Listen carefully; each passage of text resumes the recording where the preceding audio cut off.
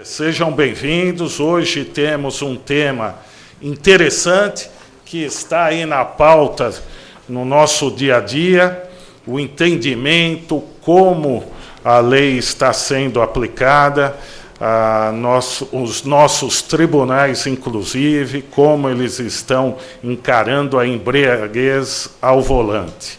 Teremos a palestra do professor Dr. Euro Bento Maciel, filho, seja bem-vindo.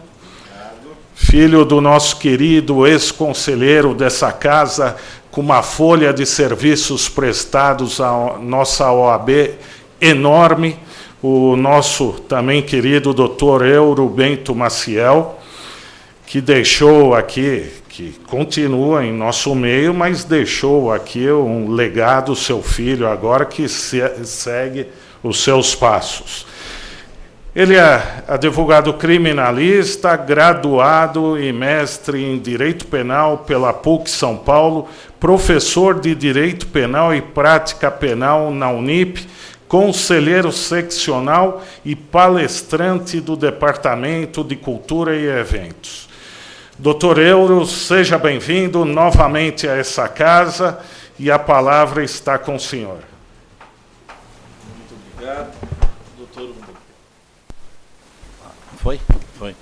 Doutor Humberto, meu colega de conselho, também nosso diretor da Comissão de Cultura e Eventos, né, prezados colegas, alguns alunos que eu vi aí também, pela escada também, né, meus colegas de escritório aqui atrás, sejam todos bem-vindos. Fico aqui muito feliz pela presença de vocês, e aqui eu já estou pensando, esse interesse pela palestra, ou todo mundo dirige ou todo mundo bebe. Para tanta gente assim, alguma coisa está acontecendo, não é? Mas, de qualquer forma, fico muito feliz aqui pela presença de todos e espero realmente que, ao longo da palestra, eu possa tirar as dúvidas que vocês têm ao longo do tema, enfim, esclarecer alguns pontos, porque nós, no final das contas, nós temos 3 leis secas. A primeira do Código original, depois veio uma segunda, e aí também depois veio a terceira, no apagar das luzes do ano 2012. E também aproveito o ensejo aqui, acabei de receber um bilhetinho, não é de amor, muito pelo contrário, mas é um bilhetinho aqui desejado. Vamos cantar um parabéns ao doutor Humberto Durso, que está completando hoje algumas primaveras. Obrigado. Parabéns, doutor Humberto. Obrigado.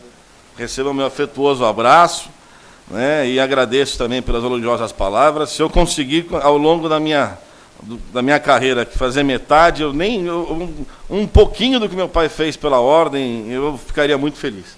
Espero, pelo menos, trilhar o caminho que ele trilhou e continua trilhando na advocacia, porque eu me sinto muito honrado por ser filho de quem sou e exatamente por amar a advocacia como meu pai ama, da mesma forma. E se um dia eu conseguir realizar nem metade, mas um pouquinho do que ele fez ao longo da vida dele, eu já ficaria muito satisfeito. Então, vamos começar a palestra, então. Tá certo, gente? Vamos lá. O seguinte, esse tema, exatamente, eu sei que ele desperta bastante interesse, porque nós vivenciamos, de uns tempos para cá, algumas alterações na lei, que não alteraram, essas alterações não provocaram mudanças apenas de ordem, digamos, jurídica, mas vem provocando alterações praticamente culturais. Porque antes o beber e dirigir, eu até costumo brincar às vezes com meus alunos, era quase um esporte nacional, ninguém ligava para isso. Qual o problema de beber 1, 2, 3, 4 e sair dirigindo? Não tinha problema nenhum, não tinha fiscalização, mal e mal nós tínhamos uma lei, a lei que então existia, ela era, digamos, um pouco leniente demais, ou seja, um pouco branda demais, e de uma hora para outra o beber e dirigir virou vilão da história. Só que não é bem a realidade, gente. Não é só o beber e dirigir, que é o nosso grande problema de trânsito. Tá? Existem outras situações tão perigosas no trânsito quanto o beber e dirigir, que provocam tantos ou mais acidentes, inclusive. Às vezes, o cidadão não precisa beber para ser imprudente. O cidadão não precisa tirar racha para ser imprudente. O cidadão não precisa fazer roleta russa para ser imprudente. A imprudência, às vezes, é inerente à própria forma como ele conduz o veículo. E, às vezes, a embriaguez, a bebida, pode ser algo que, de certa forma, potencializa. Mas o imprudente está aí na rua, está aí fora.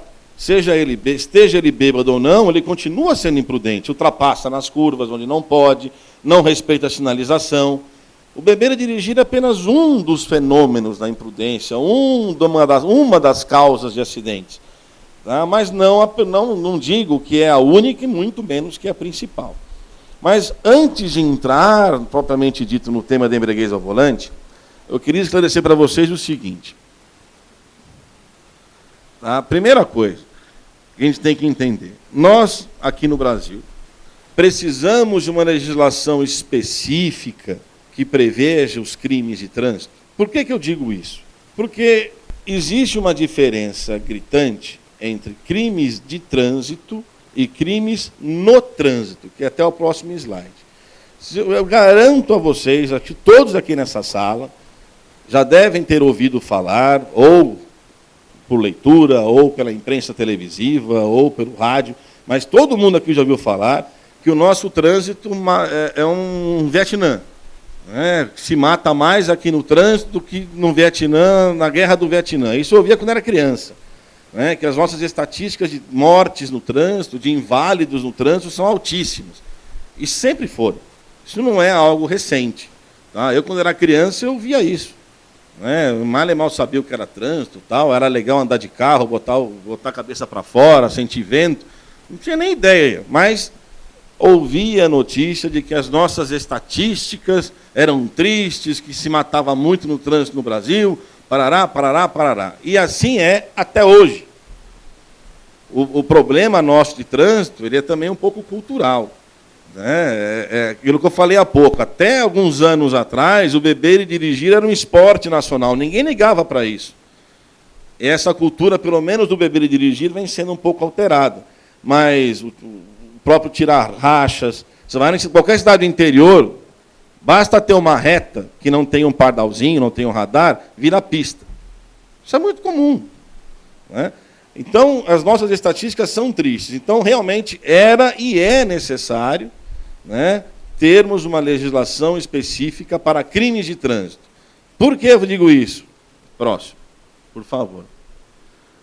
O nosso atual Código de Trânsito é a Lei 9.503 de 97. Pasmem vocês, ou não, tá? Saibam o seguinte, por mais que essas notícias sobre as estatísticas do nosso trânsito, que se mata muito, que são várias as vítimas que perdem um braço, perdem uma perna, enfim, essas estatísticas tristes do nosso trânsito são antiquíssimas.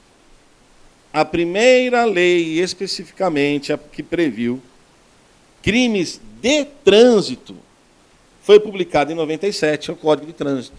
Até a Lei 9.503 de 97, nós não tínhamos no Brasil uma legislação específica que regulamentasse, que definisse quais eram ou quais seriam os crimes de trânsito. O que se tinha até então, o que se aplicava até então? Aplicava-se a legislação penal comum. Eu tinha algumas contravenções penais, cujas penas são irrisórias, são ínfimas, são baixíssimas. Tinha condução de veículo automotor sem carteira, tinha a contravenção no artigo 34, direção perigosa, que as penas eram baixas e continuam sendo baixas, mas hoje essas condutas foram revogadas pela lei especial, que é o Código de Trânsito, mas até 97 eu não tinha uma previsão específica de crimes de trânsito. Cidadão morreu no trânsito, o que eu faço? Aplica-se ou o artigo 121 culposo, ou o 121 doloso, ou a lesão corporal. Eu não tinha um homicídio culposo na direção de veículo automotor. A lesão corporal culposa na direção de veículo automotor, isso não existia. Eu aplicava o Código Penal, ou, se não fosse o Código Penal, aplicava a Lei de Contravenções Penais. Então, em 97, justamente por conta das nossas tristes estatísticas, etc., etc., o legislador entendeu por bem criar os tais crimes de trânsito. Agora, o fato de termos hoje crimes de trânsito não impede a aplicação do Código Penal comum, que é onde eu quero que vocês entendam que há crimes no trânsito, que difere de crimes de trânsito. Os crimes de trânsito eles estão todos previstos na Lei 9.503 de 97. A Lei 9.503 de 97, ela trouxe 2 capítulos específicos para tratar de legislação penal no trânsito. A primeira parte, que é do artigo 291 até o 301, ela prevê regras gerais para os crimes de trânsito que estão no capítulo seguinte, entre os artigos 302 e 312 do Código de Trânsito.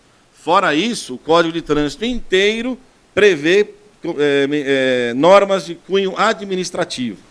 A parte de crimes de trânsito no Código de Trânsito brasileiro justamente se resume a esses 2 capítulos, entre os artigos 291 e 312. Todo o resto diz respeito a normas administrativas de trânsito. Pois bem, o que são crimes no trânsito? São condutas previstas no Código Penal que, eventualmente, podem ser aplicadas a acidentes de trânsito. Por exemplo, o homicídio doloso. Muitos membros do Ministério Público têm fetiche por homicídio doloso no trânsito. Eles acham que qualquer morte no trânsito é dolosa. Então, eles vão lá, eles não aplicam o homicídio culposo de trânsito, que é o 302, e criam uma fórmula matemática, que na cabeça deles é algo exato. Dirigiu bêbado, matou, é homicídio doloso, sempre. Isso está errado. Mas, para eles, do Ministério Público, está sempre certo. É uma fórmula matemática, algébrica. Aí eles aplicam não o 302, se não é uma conduta culposa, mas o 121, normalmente qualificado, parágrafo 2º, com perigo comum. Eles inventam lá uma qualificadora e denunciam um cidadão no homicídio doloso por conta de um acidente de trânsito.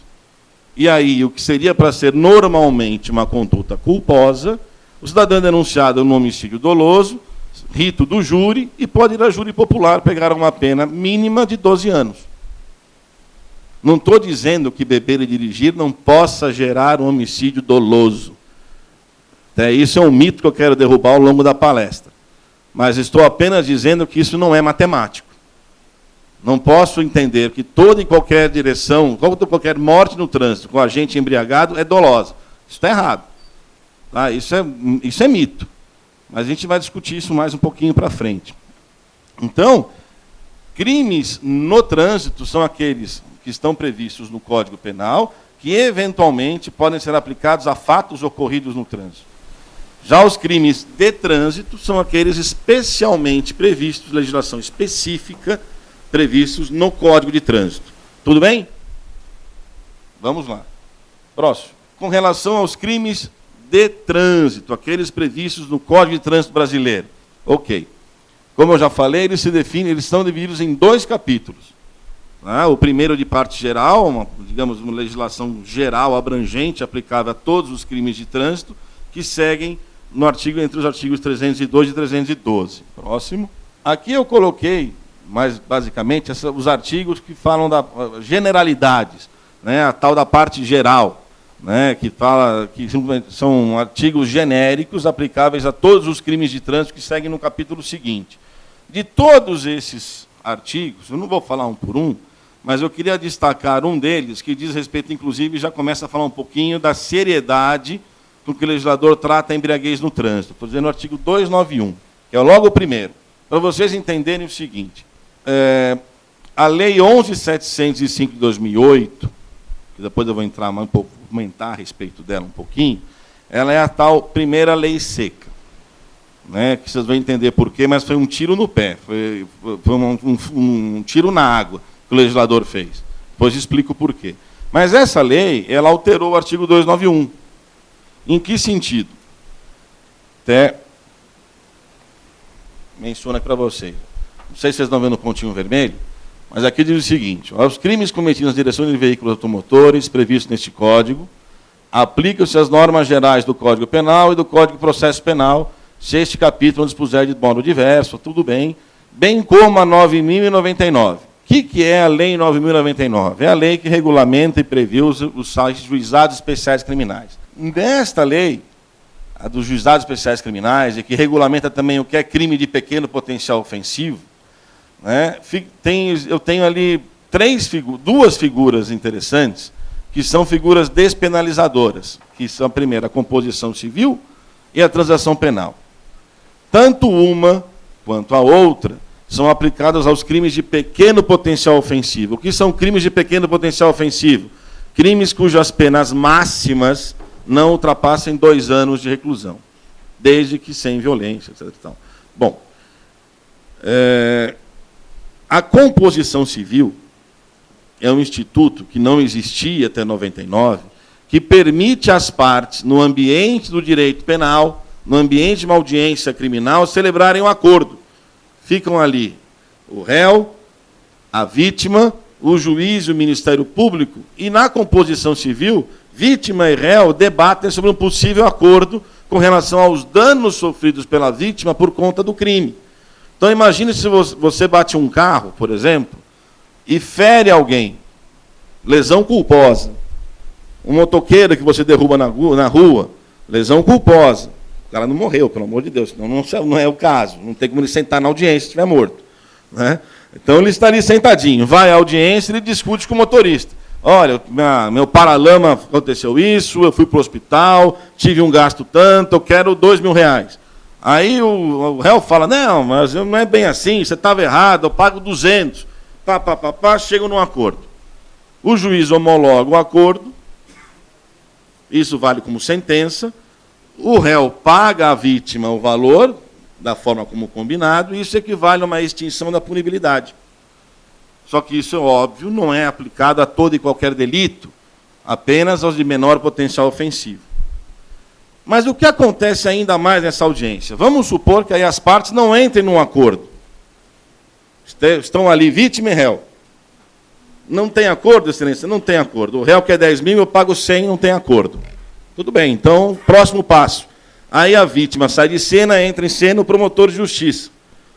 Que aí ele vai celebrar o quê? A transação penal. Então, meu caro réu, eu quero te denunciar, estou louco para te denunciar, mas se você efetuar um pagamento de tantos reais a casas André Luiz, ou as cestas básicas, ou depositar na conta do juiz, eu não te denuncio. Aí é um acordo do réu com o Ministério Público. Isso é a transação penal. Então, esses dois institutos, eles se dão no que nós chamamos de audiência preliminar. E ambos estão previstos na Lei 9.099. Por que eu estou dizendo tudo isso? Porque os crimes de trânsito, como regra geral, esses dois institutos são perfeitamente aplicáveis. Estão lá na 9.099 de 95 e são perfeitamente cabíveis. Aí o parágrafo 1º, que instituído justamente pela primeira lei seca, o parágrafo 1º anterior não tinha essa redação. Permitia a aplicação desses benefícios a qualquer as lesões corporais culposas de uma forma geral. Com a Lei 11.705, a primeira lei seca, houve uma grande alteração nesse sentido. Veja o que está escrito aqui. Aplica-se aos crimes de trânsito de lesão corporal culposa. Então, eu estou falando de um crime específico, que é a lesão corporal culposa na condução de veículo automotor. O disposto no artigo 74, que é a composição civil, 76, que é a transação penal, e 88, que é o dever da vítima representar. A representação tem que ser feita 6 meses após o conhecimento da autoria, da Lei número 9.099 de 95, exceto se o agente estiver. Olha o que está aqui no inciso 1. Sob a influência de álcool ou qualquer outra substância psicoativa que determine dependência. Isso quer dizer o seguinte: se o cidadão, conduzindo o veículo, fere alguém no trânsito, como regra geral, ele tem direito a esses institutos da 9.099, composição civil, transação penal. A vítima tem que representar no prazo de 6 meses, então é ação penal pública condicionada. Agora, se ficar demonstrado que aquele cidadão que feriu aquela vítima estava dirigindo o veículo sob efeito de álcool, ele perde esses benefícios. Ele não tem direito à composição civil, não tem direito à transação penal e a ação é pública incondicionada, ou seja, iniciativa exclusiva do Ministério Público. Então, notem só que o dirigir veículo embriagado já altera a situação processual desde antes mesmo do início da ação penal. Ele perde o direito de ter esses benefícios da 9.099 que ocorrem que ocorrem, segundo a lei, antes do próprio processo existir. Isso quer dizer o seguinte: o cidadão que bêbado fere alguém no trânsito, ele vai direto para a denúncia. Ele é denunciado de cara, ainda que seja uma lesão corporal culposa, que é um crime de pequeno potencial ofensivo, cuja pena não ultrapassa 2 anos de detenção. Então, ele, por estar embriagado, ele já perde esses benefícios, que normalmente teria direito. Então ele vai responder ao processo do início ao fim? Aí é que é outro ponto. Tudo bem, ele não tem os direitos, digamos, da Lei 9.099, os benefícios pré-processuais, aqueles da audiência preliminar, que antecedem a denúncia. Mas ele, pelo menos, terá ainda um benefício previsto na Lei 9.099, que é a suspensão do processo. Ele é denunciado, convocado para uma primeira audiência, e aí o juiz vai dizer para ele o seguinte: meu caro, o senhor foi denunciado. Eu, como juiz aqui, estipulo algumas condições, dentre as quais o senhor tem que comparecer ao cartório mensalmente para assinar aqui durante 2 anos, esse período varia de 2 a 4 anos, e se o senhor aceitar, o senhor não responde ao processo. O senhor aceita? Aceito. Então, ele não tem o processo, embora denunciado, comparece mensalmente ao fórum, e ao final daqueles 2 anos, né, outras condições podem ser impostas. Ele também pode ficar 2 anos com a carteira suspensa, por exemplo. Ao final desse período, é como se aquilo nunca houvesse ocorrido, o processo vai para a gavetinha, é extinta a punibilidade, e isso não gera nem antecedentes criminais. Mas ele tem um compromisso maior com a sociedade. Ele fica 2 anos atrelado ao processo, no mínimo. E se durante esse período ele praticar qualquer outro delito, seja ele culposo ou doloso, aquele processo que ele está assinando ressuscita, ou seja, vai ter um andamento normal, além do segundo fato que ele gerou, e o segundo fato ilícito, vai ter também um outro processo.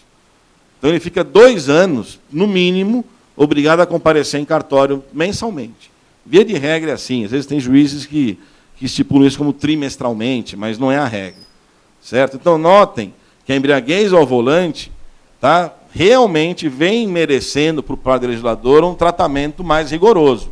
Mas isso é de 2008 para cá, porque entre 97, data que foi publicado o Código de Trânsito Brasileiro, até 2008, que é a data da primeira lei seca, nós não tivemos nenhuma alteração legislativa no antigo artigo 306. Tá? Você pode pular também. Também. Aqui está agora o tema propriamente dito. Eu fiz todo esse introito para nós entendermos, primeiro, em qual contexto está inserido o artigo 306, embriaguez ao volante. Então, entendo. O crime de embriaguez ao volante é um crime de trânsito. Ou seja, está previsto uma legislação específica de crimes de trânsito. Além disso, a embriaguez ao volante, como conduta, ela não só é típica de forma autônoma, no artigo 306, como ela também repercute naquela fase pré-processual, impedindo que o sujeito que pratique lesão corporal culposa tenha acesso a benefícios legais da 9.099. Então, basicamente, o dirigir embriagado, gente, hoje não é uma boa coisa, não é uma conduta interessante para ser praticada. Tá? Hoje existe punição e dá problema sim. Né? Vamos falar um pouquinho agora das leis, né, do artigo em si, que é o tema da palestra propriamente dito.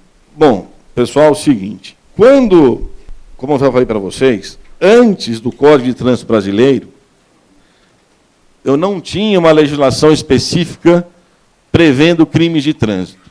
Então, o dirigir embriagado não existia. O que eu tinha era uma contravenção penal de direção perigosa. O dirigir embriagado, antes do Código de Trânsito, era o mesmo que dar um cavalo de pau, era o mesmo que tirar racha, era direção perigosa.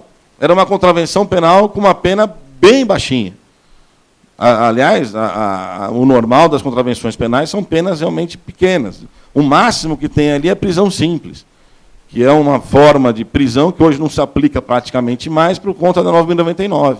Então não tinha mesmo uma punição. Era praticamente algo que o cidadão nem se preocupava em beber e dirigir. Não tinha uma legislação específica. Aí veio o Código de Trânsito. Com ele, pela primeira vez, então, surgiu a conduta típica, o crime dirigir embriagado. Qual era a redação original? Conduzir veículo automotor na via pública, sob a influência de álcool ou substância de efeitos análogos, expondo a dano potencial à incolumidade de outra. Notem o seguinte.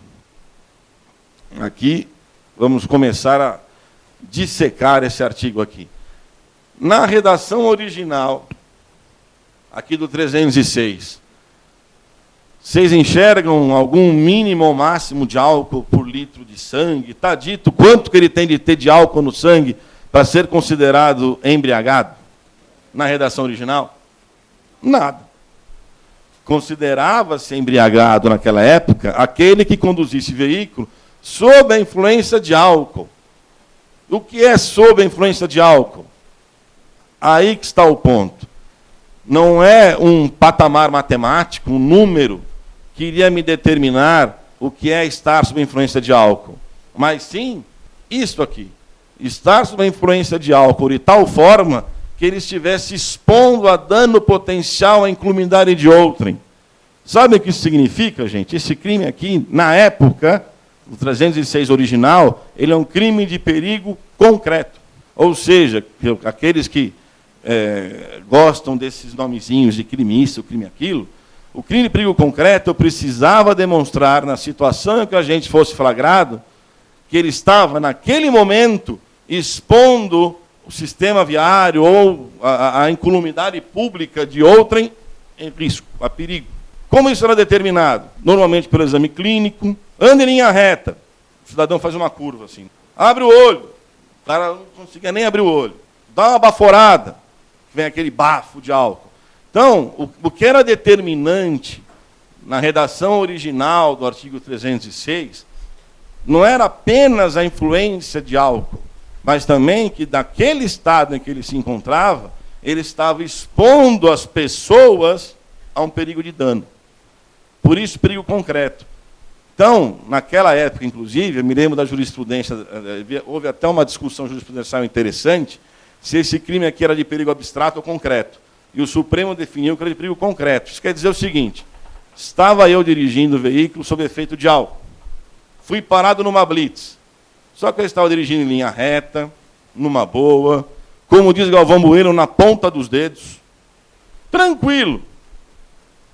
Carteira, habilitação. Sim, seu guarda, estou aqui. O senhor bebeu? Bebi 2 cervejas. 3, talvez 4. Faz o 4, faz lá o 4. Faz o 8, faz o 8. Anda em linha reta, ando. Se não ficasse demonstrado a época do 306, original, que eu estava conduzindo de forma perigosa, sabe o que isso era na época? Fato atípico. Embora dirigindo sob efeito de álcool, eu não estava colocando ninguém em risco. Era um fato atípico, não era criminoso. Eu podia até ter 0,6 decigramas de álcool por litro de sangue no bafômetro, 0,7, 0,59. Mas se eu não ficasse demonstrada a circunstância específica de expor a perigo de dano terceiras pessoas, o fato era atípico. Porque a lei não previa nem mínimo nem máximo de concentração de álcool por litro de sangue. Essa era a lei original. Perigo concreto. Ou se demonstrava a situação de perigo, ou eu não tinha o crime caracterizado. E era assim, e foi dessa forma que a jurisprudência da época se posicionou. Mas, mesmo com o Código de Trânsito, mesmo com a legislação nova prevendo crimes específicos no trânsito, mesmo com a embriaguez ao volante prevista dessa forma, as nossas estatísticas de trânsito não diminuíram. Matava-se, aliás, como até hoje, né? Mata-se muito no trânsito, muitas pessoas perdem as vidas ou são degoladas, estrupiadas no trânsito anualmente. Isso até hoje é assim. Mas o legislador pensou o seguinte, o culpado é o álcool. Então vamos alterar o artigo 306.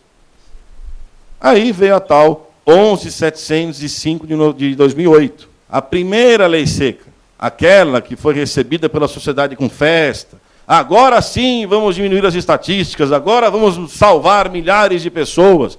Essa é a lei que vai colocar tudo em ordem, tolerância zero. Agora vai. Aí veio, então, a Lei 11.705 de 2008, primeira lei seca, que alterou o artigo 306 da seguinte forma. Como é que ficou o novo artigo 306? Conduzir veículo automotor na via pública, estando com concentração de álcool por litro de sangue igual ou superior a 6 decigramas, ou sob a influência de qualquer outra substância psicoativa que determine dependência. Notem que a pena entre um crime e outro permaneceu idêntica. Detenção de 6 meses a 3 anos, multa e suspensão ou proibição de se obter a permissão ou habilitação para dirigir veículo. A pena não foi alterada. Aliás, sabem um dado curioso dos crimes de trânsito? A exceção do artigo 302, que é o homicídio culposo no trânsito, todos os demais crimes têm as mesmas penas mínimas, 6 meses. Todos, todos. Só o 302 é uma exceção. Que a pena mínima do 302, que é o homicídio culposo, é 2 anos de detenção. Todos os outros crimes, aí qual critério o legislador usou para equiparar todos eles, no mínimo, tem 6 meses de detenção. A pena mínima, as penas mínimas de todos os crimes de trânsito são iguais. Se isso é um critério, não posso dizer a vocês, mas que me parece estranho, que dirigir embriagado é muito mais grave do que entregar a chave na mão de alguém, a pena mínima é 6 meses de dirigir embriagado do mesmo jeito. Mas, tudo bem. Aí, então, veio a nova lei. Agora, pergunto a vocês. Na redação da 11.705, está dito aqui quanto o cidadão tem que ter no sangue para estar embriagado ou não? Sim ou não? Está aqui, ó. Para que se considere alguém embriagado na condução do veículo automotor, ou ele tem quantidade de álcool por litro de sangue igual ou maior a 6 decigramas, ou ele não está embriagado. Pronto. Criou-se a matemática da embriaguez. Algo matemático, lógico, tudo apurado mediante exames dos mais renomados cientistas mundiais. Tudo ficou determinado que ou ele tem 6 decigramas de álcool por litro de sangue, ou então ele não está embriagado. Balela. Tá? Tem gente que tem certa resistência ao álcool, que pode ter mais do que 6 decigramas e estar apto a dirigir com certa segurança. Tem gente, de outro lado, que, ou por problemas familiares, às vezes é filho de alcoólatra, tem uma predisposição a sentir os efeitos do álcool com mais rapidez e já fica absolutamente embriagado com menos do que 0,6. Então, criar um critério matemático, certo, duro e engessado como esse, foi um tiro no pé, por N razões. Primeiro, porque necessariamente, como já disse, o 0,6 não é exatamente o que separa o bêbado do noção, do normal. Não é isso. Cientificamente comprovado que não é os 6 decigramas. Pode ter gente que aguenta um pouco mais, gente que aguenta bem menos. Mas o principal, e aí todos vocês devem estar talvez se recordando, antes da última alteração da lei, está no seguinte: eu, flagrado na condução de veículo automotor, bêbado que nem um pau d'água, bêbado, sou obrigado a fazer o bafômetro? Eu sou obrigado a fazer prova contra eu mesmo? Sou obrigado a... Então, fura aqui meu braço para tirar o sangue? Tem essa obrigação legal? Não tenho. Então, aqui, aquele princípio constitucional, na verdade, derivado do princípio constitucional do silêncio, que é o de não fazer prova contra si mesmo, virou a arma do cidadão contra o sistema. Na realidade, uma proteção do cidadão contra o abuso. Então, chegava lá o agente de trânsito, o guarda, vamos lá, meu caro, o senhor está bêbado? Não, não estou. Sopra? Não sopro. Como é que eles iam fazer a prova disso? Não, mas o senhor tem que soprar, senão eu não tenho como provar que o senhor está com 0,6 decigramas de álcool de sangue. Olha, então digo o seguinte, eu estou com 0,4. Mas como é que o senhor está dizendo isso? Porque eu acho que eu estou com 0,4, ponto, eu não estou bêbado. Sou eu que estou falando. Eu não era obrigado, e não sou mesmo obrigado, não deveria ser assim, a fazer a prova. Por que eu tenho que ceder ao Estado? A quem incumbe o ônus da prova na acusação do direito penal? Ao Estado, ao Ministério Público. Ele tem que provar que sou culpado, não eu provar que eu sou inocente. É diferente.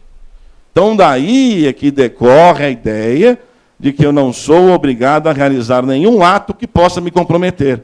Então, esta lei, gente, quando eu disse que ela acabou caindo exatamente, foi um tiro no pé, um tiro na água, foi justamente por isso. Tá? Porque se o agente flagrado na condução de veículo automotor não realizasse ou não permitisse que nele se realizasse o bafômetro ou o exame de dosagem alcoólica, não havia, não existia nenhuma outra forma de se apurar exatamente se ele estava bêbado ou não. Por quê? O estar bêbado, nesta lei, era um critério matemático.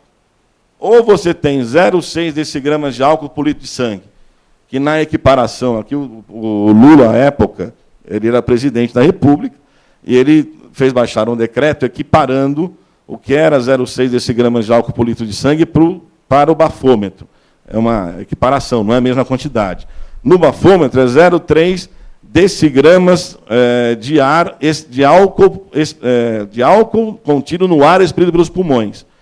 O decreto, até para vocês, por curiosidade, que fez essa equiparação, é o decreto 6488 de 2008. Então, para fins de bafômetro, não eram 6 decigramas de álcool por litro de sangue. Você não expele sangue no bafômetro, você expele ar. Né? Então, eram igual ou superior a 3 decigramas por ar expelido pelos pulmões. Tá? Então, essa era a equiparação. Então, voltando. Se tanto no bafômetro eu não permitisse que eu não soprasse, como também não permitisse que me inserisse uma seringa para tirar o sangue, o que acontecia? Tinha como provar que eu tinha 0,6 de sangue, decigramas, ou 0,3 miligramas lá de ar? Não tinha como. Então a acusação ficava no vazio. Tá? Na época aqui do 306 original, como é que se determinava se o cidadão estava bêbado expondo alguém a perigo? Tinha um exame clínico. O que é o exame clínico? O cidadão era conduzido ao IML, e lá no IML, um médico examinava. Eu não vou tirar sangue e não vou soprar. Não precisa. Eu já estou te examinando do jeito que o senhor está. O senhor está com a pupila dilatada, o senhor tem bafo de álcool, e o senhor também aí tem a percepção motora, o senhor não consegue andar em linha reta, etc, etc. Então, o exame clínico, gente, é mais ou menos uma pranchetinha que o médico... Hoje ele voltou, tá? Depois eu vou dizer por quê. Mas ele tinha uma pranchetinha com vários itens. Hálito, pupila, coordenação motora, reflexos. Ele médico ia ticando o que ele examinava, olhando para o cidadão. O cidadão era a prova viva. Ele não precisava ter nenhum comportamento. Ele, por si só, respondia, o corpo dele falava por ele mesmo. Isso era exame clínico. O problema, gente, é que o exame clínico não diz se ele tem mais ou menos do que 0,6 decigramas de álcool por litro de sangue. O exame clínico atesta apenas que, clinicamente, ele parece estar embriagado, porque não anda em linha reta, porque tem bafo, porque está com a pupila daquele jeito, tal. Mas não afere essa matemática aqui. Então, enquanto esteve em vigor essa lei, teve muita discussão, realmente, nos tribunais, até que o STJ, ao julgar se não me engano, era um recurso especial, definiu o seguinte: a prova da embriaguez, sob a égide da Lei 11.705 de 2008, é feita apenas e tão somente por 2 exames, ou o bafômetro ou de sangue. Não existe outra prova para se determinar se o cidadão está ou não embriagado, porque a norma exige um patamar mínimo e o exame clínico, que era realizado naquela época também, não apura se o cidadão tem ou não, preenche ou não esse patamar mínimo previsto na lei. Vejam, gente, a questão era de legalidade, não é mera frescura. O cara podia estar andando em torto, podia estar com bafo, podia ter feito o diabo, ou estar bêbado, visualmente bêbado, qualquer um enxerga que ele está bêbado. Mas eu não sei, ao olhar para alguém, se ele está com 0,6 desse gramas de álcool por litro de sangue. Isso aqui, gente, passa pelo princípio da legalidade. Isso aqui passou a ser uma obrigação que ficasse preenchido esse elemento. Isso aqui é elemento tipo. Ou eu tenho, ou eu não tenho. Ou eu provo, ou eu não provo. E a prova só podia ser feita de duas formas. Ou pelo bafômetro, ou pelo exame de sangue.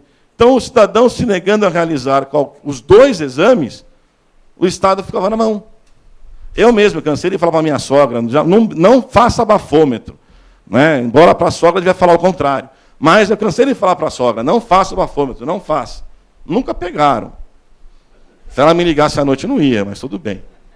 Tá? Mas, verdade seja dita, gente, essa lei foi um tiro no pé. Tá? Porque o cidadão, para ele era fácil. Não faço. Ponto. E o Estado ficava a ver navios. Por mais bêbado que aparentemente o cidadão estivesse, se ele se recusasse a fazer os dois exames, não tinha Cristo que provasse isso aqui. Entenderam? Aí o que aconteceu? O legislador, mesmo com o tiririca lá dentro, né, tudo bem que eles demoraram 4 anos, mas de 4 anos depois, eles perceberam, erramos, está fácil. Está fácil fugir da embriaguez ao volante. Como é que eu faço para pegar o bêbado? Vamos fazer uma reformulação na lei. Está certo. E fizeram uma nova lei, justamente a 12.760 de 2012, foi publicada no apagar das luzes de 2012, lá para dia 22 de dezembro.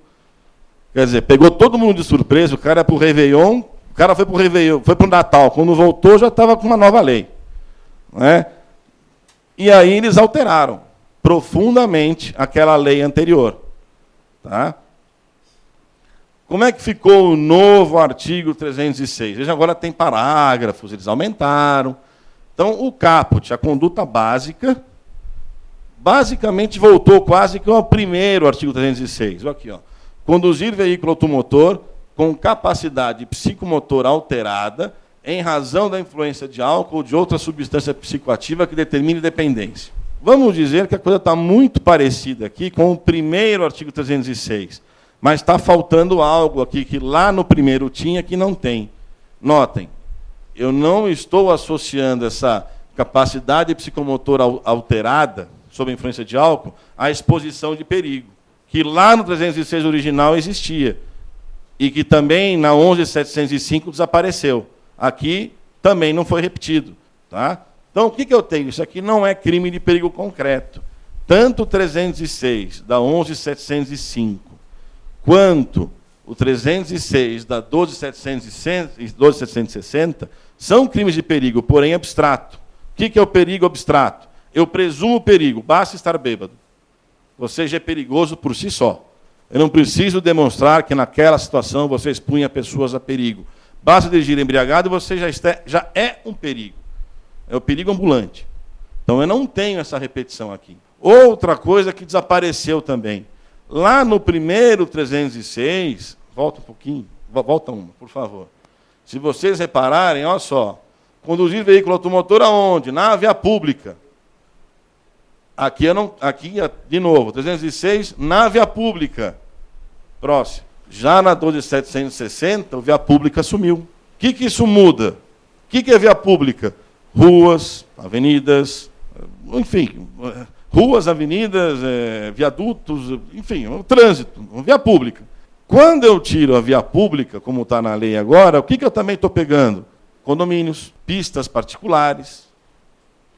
Ou seja, todo e qualquer lugar em que alguém conduz um veículo, pouco importante se público ou privado, o cidadão pode ser pego pela nova lei. Coisa que antes não acontecia. Então, dirigir embriagado num condomínio, nas leis anteriores, estaria fora da lei de trânsito, porque ali não considerava trânsito, era uma via privada.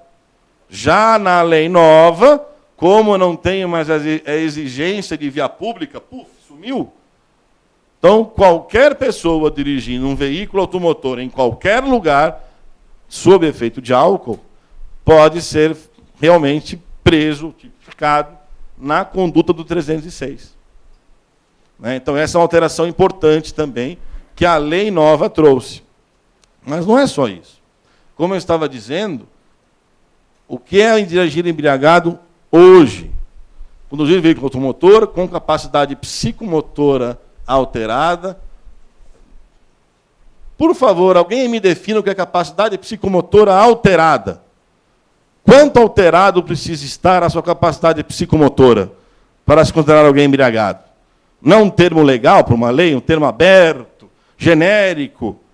Saibam que essa expressão, capacidade psicomotora alterada, foi recentemente tema de um acórdão do Rio Grande do Sul, em que o cidadão foi absolvido justamente porque o Ministério Público não comprovou a capacidade psicomotora alterada, apesar da embriaguez. É uma expressão bonita, né, dá para pôr num quadro, capacidade psicomotora alterada, mas de difícil elucidação médico-legal. Porque você pode estar bêbado. Legal, estou bêbado, bebi além da conta. Mas prova, então, que eu estou com capacidade psicomotora alterada. Ando em linha reta, faço 4, faço 8, danço 16, toco guitarra, mas bebi. E aí, o que acontece? Então, você pode dirigir? Não é essa a ideia. Mas se eu não estou com a capacidade psicomotora alterada, também não tenho crime. E, recentemente, isso aqui passou pelo crivo do Tribunal de Justiça lá do Rio Grande do Sul. Eles absolveram um condutor que estava sob influência de álcool, mas não com capacidade psicomotora alterada. Isso vai dar pano para manga. A lei é nova, mas é um tema importante para a defesa. Como advogado, eu sempre fico vendo o lado da defesa, né, onde estão as brechas. Então, aqui é uma delas. Então, capacidade psicomotora alterada em razão da influência de álcool ou de outra substância psicoativa que determina dependência. Cocaína, maconha, lança-perfume, etc, etc, etc. A pena, detenção de 6 meses a 3 anos, notem, não houve alteração na pena. Aliás, houve alteração na pena. Volta, só para ter, se não me engano, era 2 anos antes. 3. Não houve alteração na pena. Multa, suspensão, proibição de obter a permissão de dirigir veículo automotor. E aí a pena está igualzinha. O que mudou aqui? Parágrafo 1º. As condutas previstas no caput serão constatadas por... Agora vem o X da questão. Estão lembrados, quando eu falei da primeira lei seca, que o problema dela era justamente ter um critério matemático no caput, como o princípio da legalidade estava ali. Ou você tem ou não tem. Se eu não tenho 0,6, eu não estou bêbado, por mais que estivesse, mas prova que eu tenho. Ou se eu não fizesse os exames, não havia como fazer essa prova. O que a nova lei mudou? O caput, se vocês repararem bem, ele é genérico, ele é aberto. Eu não estou dizendo que é estar bêbado. Só estou dizendo que é crime dirigir veículo automotor com a capacidade psicomotora alterada sob a influência de álcool. Mas o que é essa influência de álcool? Quanto à influência de álcool? Como eu provo a influência de álcool? Aí ele mandou isso para o parágrafo 1º. Ou seja, o dirigir veículo sob influência de álcool, eu posso atestar essa circunstância por quais formas? Aí a primeira delas, concentração igual, superior a 6 decigramas de álcool por litro de sangue, igual a outra, ou igual ou superior a 0,3 miligrama de álcool por litro de ar alveolar, que era aquela equiparação que o decreto fazia. Então, hoje eu não preciso mais me socorrer do decreto para saber o que é a concentração no bafômetro, está na lei. 0,3 miligrama de álcool por litro de ar alveolar. Tá? Ah, mas eu não vou fazer exame. Me recuso, não faço bafômetro, não vou me enfiar uma seringa, eu tenho o direito de ficar calado, o direito de não produzir prova contra o mesmo, não vou fazer. Tá bom, então eu vou para o inciso 2. Aí o agente de trânsito que te parou, ele vai atestar que você apresenta sinais que indiquem, na forma disciplinada pelo CONTRAN, a alteração da capacidade psicomotora. Isso tudo dando uma resolução do CONTRAN. Essa resolução, gente, nada mais é, grosso modo, do que o exame clínico. Tá? Nessa resolução, ela traz diversas, não digo perguntas, mas diversos itens, como tinha o antigo exame clínico, que o cidadão que está te apurando ali na rua, o guarda de trânsito, o agente da CET, o guarda municipal, enfim, que te parou ali numa blitz, ele ele olha no papel assim, deixa eu ver, cara crachá, o senhor está bêbado, porque o senhor preenche a resolução 432 do CONTRAN. Então ele vai olhar se você tem bafo, se sua pupila está dilatada, como estão os seus reflexos. Você não precisa mais soprar bafômetro ou não. Hoje, o guarda militar, o guarda de trânsito, o agente da CET, todos eles fizeram um curso de perícia, são todos peritos em embriaguez. Eles olham para você e, como bidus, afirmam, você está bêbado. Gente, isso é um perigo, mas só que está na lei. Ah, não quer fazer bafômetro? Então você dá o poder ao guarda de trânsito afirmar que você está bêbado. Mas eu não estou bêbado, mas eu digo que você está, eu tenho fé pública, eu afirmo que você está bêbado. Com base aqui, no CONTRAN. Mas eu não estou. Está, eu estou dizendo que você está e você está, acabou, para DP comigo agora. Então notem, se antes o cidadão, ele tinha aquela fuga, não vou fazer, lá, ninguém me pega. Hoje, se ele não fizer, quem vai afirmar que ele está bêbado é o guarda que o parou. Pode, né, afirmar. Né? Aí vem o parágrafo 3º. A verificação do disposto neste artigo poderá ser obtida mediante teste de alcoolemia, exame clínico, olha ele de novo aqui, voltou, perícia, vídeo, prova testemunhal ou outros meios de prova em direito admitidos, observado o direito à contraprova. Vamos deixar isso aqui por último. Então, além desses sinais identificadores, como é que eu verifico se o cara está bêbado? Pode ser o vídeo de um prédio, pode ser uma perícia, pode ser o exame de alcoolemia, óbvio, mas onde está o risco? Prova testemunhal. Então, qualquer testemunha, inclusive o agente de trânsito, pode afirmar que você está bêbado. Desde aquela senhora que estava regando a plantinha no 6º andar e olhou para baixo e viu o cidadão saindo do veículo, até o próprio guardinha, podem afirmar, eu vi, ele saiu do carro cambaleando, ele estava bêbado. E aí você vai falar o contrário para quem? Se não tem testemunha, se não estava acompanhado no carro, você tem uma prova testemunhal, você tem um agente de trânsito com fé pública dizendo que estava bêbado. Você vai falar para quem? Vai reclamar para quem? Esse é o problema da lei hoje. Aí notem a inversão de valores. Observado o direito à contraprova. Isso quer dizer o seguinte, você está dizendo que eu estou bêbado? Tá bom, então fura meu braço para fazer o exame de sangue.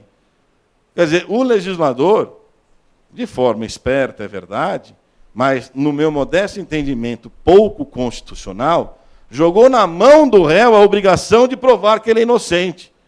O senhor, agente CT, está afirmando que eu estou bêbado? Tá bom, então me fura o braço porque eu vou dizer que eu não estou. Quer dizer, ele tem que abrir mão do direito constitucional ao silêncio, né, o direito de não realizar ato contra ele mesmo, de produzir prova contra ele mesmo, para provar que ele não está bêbado. Vejam a inversão da regra constitucional. Percebem isso? Você tem uma testemunha, você tem um agente de trânsito que afirma que você está bêbado, dentro de uma ocorrência policial. Você afirma que não. A sua palavra como réu, que pode mentir, pode faltar com a verdade, se comparada com o agente de trânsito que tem fé pública e é testemunha, tem direito de dizer a verdade, a sua palavra vale alguma coisa? Nada. Praticamente nada. O que eu tenho que fazer? Ou eu sopro o bafômetro ou eu faço o exame de sangue, para provar que eu não estou bêbado. É uma inversão total de valores. Isso, eu afirmo, é inconstitucional. Agora, os tribunais chegaram a uma conclusão? Não. A lei de 2012. Mal e mal deu tempo de uma discussão desse... não é algo simples. Uma discussão desse porte, chegar ao TJ, em grau de recurso. Mal e mal deu tempo para isso. Quiçá no Supremo, no STJ. Não há ainda uma posição a respeito disso, e, até onde eu tenho conhecimento, eu desconheço até que uma discussão dessa tenha sido levada aos tribunais superiores, em via de habeas corpus e tal. Mas é um tema para se pensar também. Houve uma inversão. Daquela época em que bastava eu dizer não e ninguém me provava nada, agora eu tenho que dizer sim. Para quê? Para provar que eu sou inocente. Isso é uma inversão, é uma violação até da presunção de inocência. Você é presumidamente culpado porque está bêbado. Mas eu não estou bêbado, mas estão dizendo que você está. Então, o interesse é seu de provar que você é inocente. É um absurdo. Tá? Tenho certeza que isso será efetivamente matéria de muitos recursos, habeas corpus, mas ainda não tenho nenhum conhecimento sobre esse tema tendo sido julgado. Mas é algo realmente que deve ser pensado. Né? Isso é uma violação aos nossos direitos. Ah, mas tudo bem, mas vai funcionar. Agora a lei seca vai entrar nos eixos. Que bom, vamos diminuir as estatísticas. Mas, pessoal, até que ponto é válido você diminuir estatísticas de trânsito, arrumar um problema violando os seus direitos, violando a norma constitucional? Não é esse o jeito certo de se fazer justiça. Tá? Que se proteja a Constituição em primeiro lugar, depois a gente pensa na lei. Se a lei viola a Constituição, ela não pode ser aplicada. Ainda que resolver esse problema, que não vai resolver, não é ferindo a Constituição que você vai chegar a algum lugar. Tá? Aí vem o artigo, parágrafo 3º. O CONTRAN disporá sobre a equivalência entre os distintos testes de alcoolemia para efeito de caracterização do crime tipificado neste artigo. Já está aqui praticamente a equiparação. Não tem muito segredo. Próximo. Agora, gente, analisadas as 3 leis, né, chegamos, então, ao ponto. Vamos compará-las, então. O que eu tenho? Então, a redação original, como eu falei há pouco, aqui, ó, não tinha uma quantidade de álcool específica. Bastava dirigir sob a influência de álcool, colocando outras pessoas em risco. Isso era embriaguez ao volante. Aí, na Lei 11.705, criou-se aquele critério matemático, previsto no caput. E na Lei 12.760, o critério é o mesmo, com relação à quantidade de álcool ou no sangue ou no pulmão. Só modificou o quê? Isso aqui está no caput, na Lei 11.705, e aqui está com uma das formas de se provar a embriaguez. Então, houve uma alteração relevante. Com relação à qualificação doutrinária, a primeira redação, perigo concreto, ou seja, ou eu provo que o cidadão, mesmo que bêbado, estava colocando as pessoas em risco, ou eu não tinha crime. Já os outros dois, você bêbado é um perigo concreto, é um perigo ambulante, é perigo abstrato. Eu não preciso provar a situação de perigo. Ele se presume pela própria conduta praticada. Perigo abstrato. Meios de prova, na redação original, qualquer um, inclusive o clínico.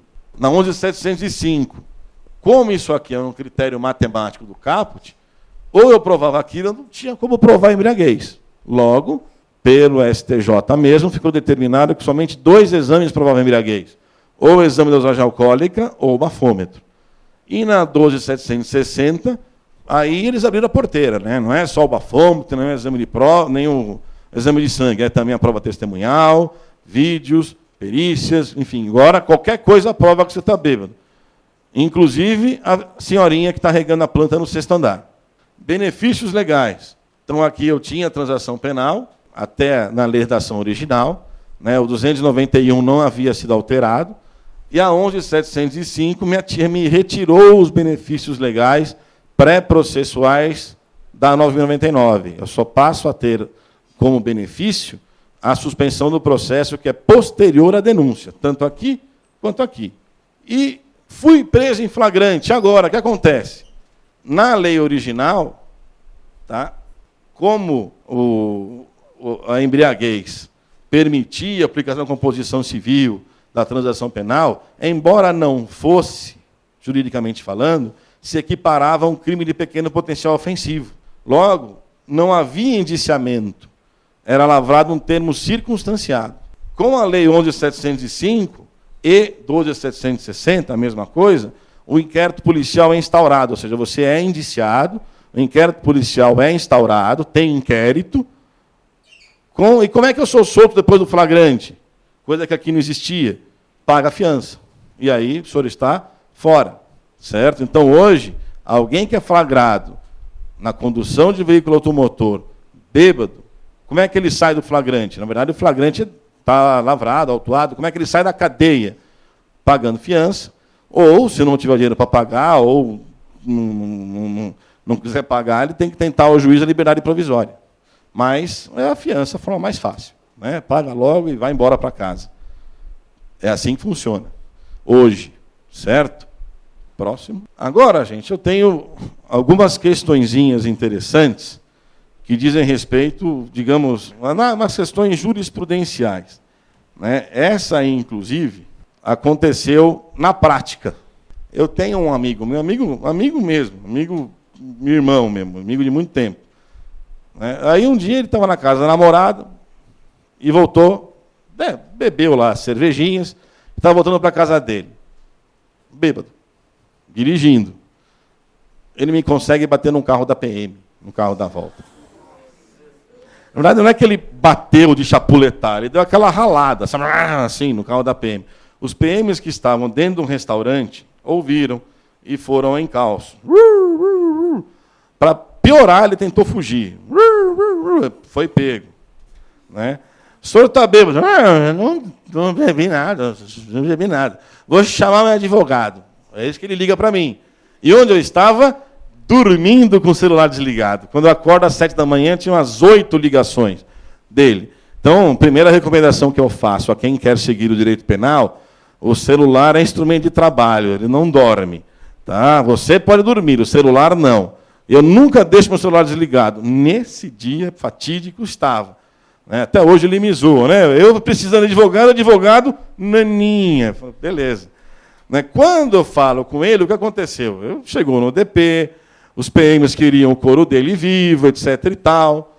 Né? Ele, sem orientação nenhuma, foi lá e soprou bafômetro, obviamente que acusou, estava com 0,35, 0,40, quando a lei é 0,3. Enfim, a pior cena possível. Aí, depois do circo já tendo queimado e virado cinzas, aparece o advogado. Né? Lá vai os criminalistas. Vou lá no DP, vejo lá os autos do inquérito e tal, e noto um detalhe que me chamou a atenção. Outra recomendação, o advogado criminalista tem que ser detalhista. Qualquer certidão, qualquer coisa que exista nos autos pode, às vezes, alterar o contexto de uma defesa. Então, eu notei o seguinte, o bafômetro no qual ele havia soprado apontava ali, última medição, o fato foi, acho que 2011, última medição, eu vou chutar, não me lembro das datas, agosto de 2009, próxima medição, agosto de 2010, sendo que o fato foi em 2011, quer dizer, o bafômetro não havia passado por medições periódicas nos últimos 2 anos. Isso quer dizer, não é nada. Pessoal, o bafômetro é um instrumento de precisão. E como instrumento de precisão, ele precisa passar por medições periódicas a serem feitas sempre pelo Inmetro. Aliás, há uma legislação específica, não é legislação, mas há digamos, portarias específicas do próprio Inmetro regulamentando como isso é feito. Como o bafômetro deve ser aferido, de que forma, de quanto em quanto tempo, parará. E aí é que está o X da questão. Aqui, ó, todo e qualquer bafômetro, para que sua utilização seja válida, precisa passar por aferições periódicas realizadas pelo Inmetro. Tem a portaria, ó, Inmetro, número 202, parará. E, a cada 12 meses, cabe ao detentor do etilômetro encaminhá-lo ao órgão da Rede Brasileira de Metrologia Legal e Qualidade Inmetro. Ou seja, o bafômetro de 12 meses, todo e qualquer aparelho bafômetro deve passar pela aferição do Inmetro. E esse, no caso, não havia passado nos últimos 2 anos. Isso quer dizer o seguinte, para bom entendedor, pinga a letra. Esse exame é nulo, porque o bafômetro está errado. É lógico. Mas estava errado. Né? Juridicamente falando, estava errado. Que não me ouçam, por favor. Está nulo. Aí, obviamente, pesquisei o tema. Achei diversos acórdãos, muitos deles do Rio Grande do Sul, no STJ nenhum, tá? Muitos do Rio Grande do Sul dizem justamente isso. Pela ação criminal, embriaguez ao volante, portaria, etilômetro. Somente estará apto a ser utilizado durante o período de 1 ano, contado da última verificação anual periódica. Certificação não atestada. No presente feito, não foi demonstrada a necessária certificação do aparelho de bafômetro utilizado, motivo pelo qual restou comprometida a comprovação da materialidade do delito. Isso quer dizer o seguinte, sem prova material do crime, o fato se torna atípico. Eu não tenho prova material. O exame do bafômetro é nulo, porque não havia passado pelos exames, pelas verificações do Inmetro. Entrei com esse pedido em primeira instância. Excelência, na resposta à acusação, o processo tem que ser anulado, a denúncia é inepta, porque se baseia num exame nulo, para lá. O juiz deu de ombros para a minha argumentação e marcou a audiência preliminar para a suspensão do processo. Voltei à carga, excelência, eu quero resolver a questão da materialidade antes da suspensão do processo. Ele, de novo, disse que ia manter a suspensão do processo se eu quisesse discutir essa questão, que fosse durante a ação penal.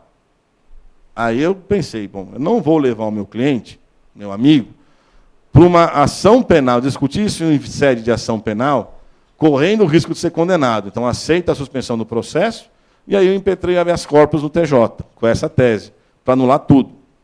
Ele está cumprindo até hoje a suspensão, está indo lá assinar. Pelo menos não tem risco de condenação. No TJ, eu perdi por 2-1. Impetrei HC ao STJ. E há pelo menos 1 ano e meio está dormindo. Não, 1 ano e meio não, menos, porque senão teria terminado a suspensão.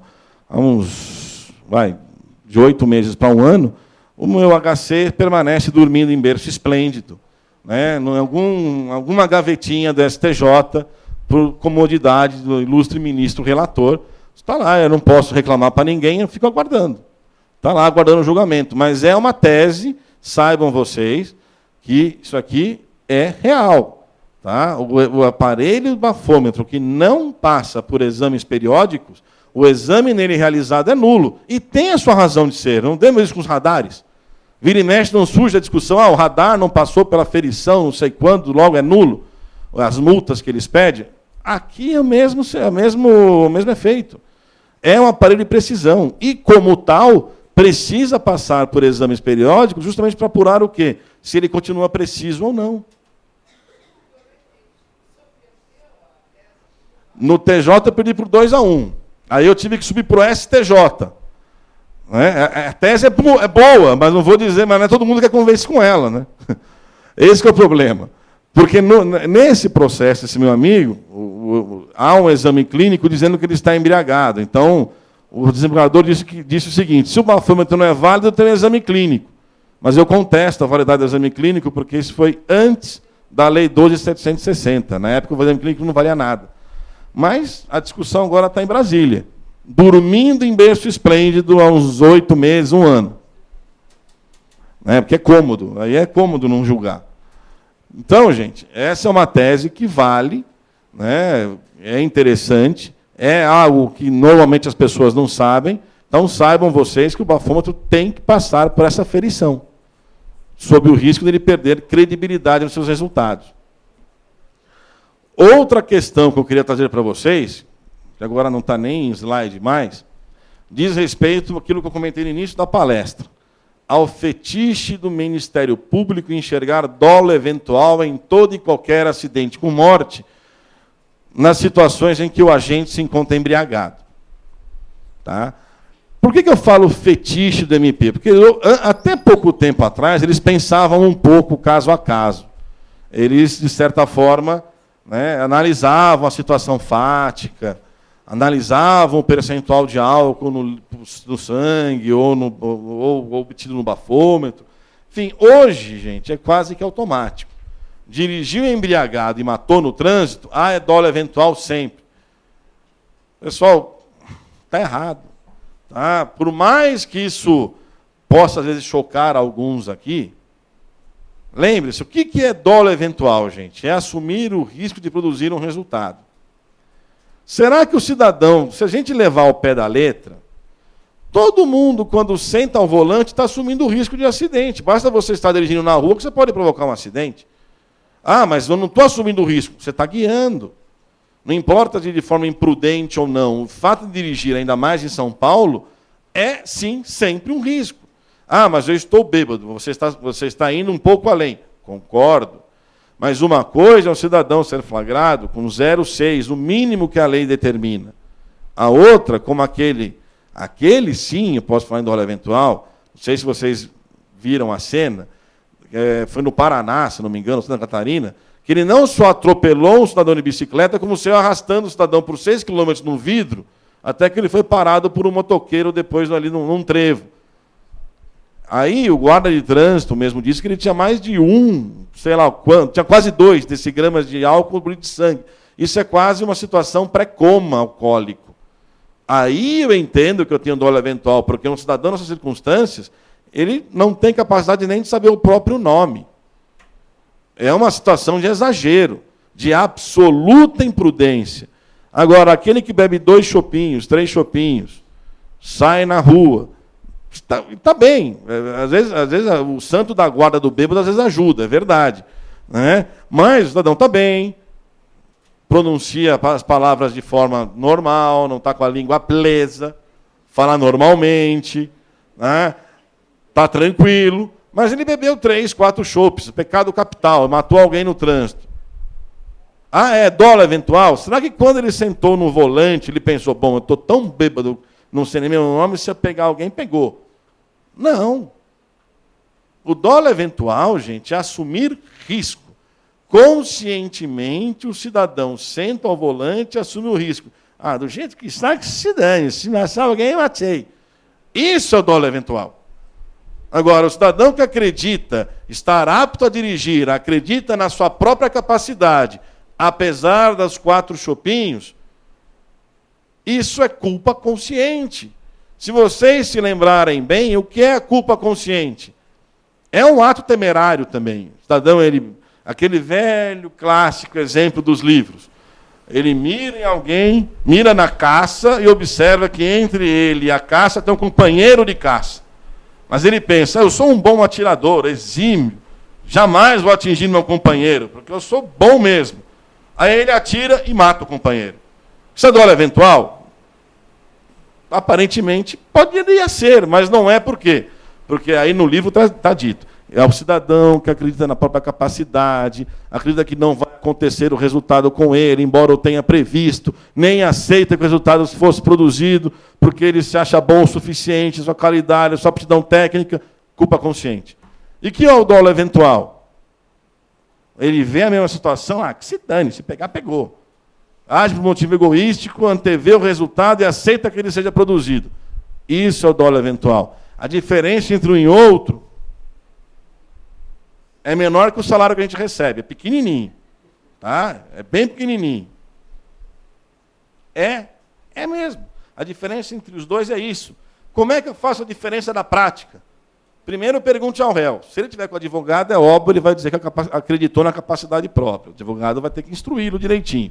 Se ele estiver sem advogado, ele vai ser sincero e vai dizer que se dane, eu quis matar, ou acreditei na minha capacidade. Às vezes não tem como você traçar uma diferença entre um e outro. Por isso que criar fórmulas matemáticas, como o Ministério Público faz, está errado. Você tem que analisar todas as circunstâncias fáticas que envolvem aquele evento delituoso para se chegar a uma conclusão final. Eu não posso criar fórmula matemática. Pensem comigo o seguinte, se é fato que a culpa consciente é o acreditar na sua capacidade, ainda que você preveja o resultado sem aceitar que ele ocorra, então aquele que tira a racha jamais pratica o dolo eventual. Porque aquele que pratica a racha, ele se acha um piloto do bairro, piloto da cidade. Eu sou bom, para não falar outra palavra. Eu sou ferrado. Sou bom pra caramba. Acredita em mim. Você acha que eu, tirando racha, vou pegar alguém? Jamais. Você não vai ver nunca alguém tirando racha e falar, vou tirar racha, se eu bater meu carro e matar alguém, dane-se. Ou ele ama o carro, ele não quer nenhum risco, ele aceita que seja produzido no carro. Então, o cidadão que tira racha jamais pratica dolo eventual, é óbvio que pratica. Mas eu tenho que traçar as diferenças de acordo com cada caso concreto. Uma coisa é tirar um racha num local ermo, num local, digamos, onde quem está lá assistindo foi convocado, está lá porque quer. Outra coisa é tirar racha na 25 de março, na véspera do Natal. Não é? Aí o cidadão sabe que ele está assumindo um risco absurdamente imprudente. Por mais que ele se ache bom, ele não vai evitar o resultado. A mesma coisa é o cidadão embriagado. Por mais que ele se ache bom, se ele estiver tão embriagado a ponto de cair de cabeça no chão, ele não consegue evitar. Aí eu tenho um dolo eventual. Mas não sempre, como o Ministério Público insiste em fazer em N denúncias, que aí chegam no momento da pronúncia, acontece o quê?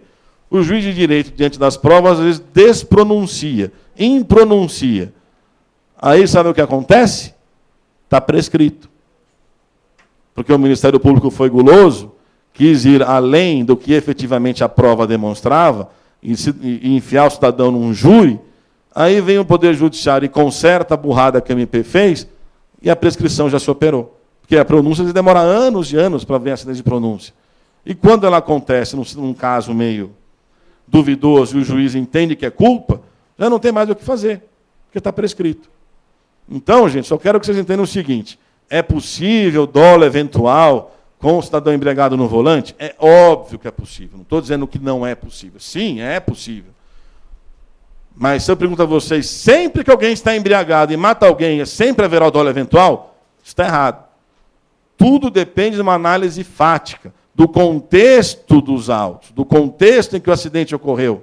Não só do tanto de embriaguez. E se o cara está embriagado, que nem um maluco mesmo, mas a vítima pula na frente do carro, do nada, isso vai afastar a culpa exclusiva da vítima e levar o cidadão só porque estava bêbado para o dolo eventual? Tem que analisar caso a caso.